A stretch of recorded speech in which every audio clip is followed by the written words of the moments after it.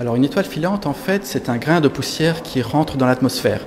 Donc ces grains de poussière se trouvent dans le système interplanétaire. Ils ont été déposés par une comète qui est passée par là il y a longtemps et qui derrière elle a laissé une traînée de grains, tout petits grains de poussière.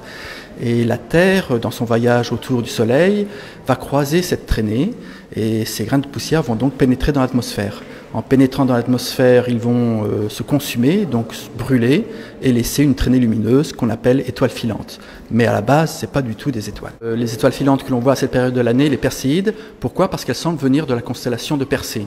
À d'autres périodes de l'année, on va voir d'autres pluies d'étoiles filantes, mais qui semblent venir d'autres constellations, du Lion, on appelle ça les Léonides, des Gémeaux, on appelle ça les Géminides. Et voilà, donc on a plusieurs périodes dans l'année de pluies d'étoiles filantes qui chacune portent des noms différents. Donc c'est vrai que Persée n'est pas très facile à observer, mais une fois qu'on l'a découverte, il suffit de s'installer, d'attendre un petit peu, et là on va avoir, si on a la chance, quelques étoiles filantes passer devant les yeux.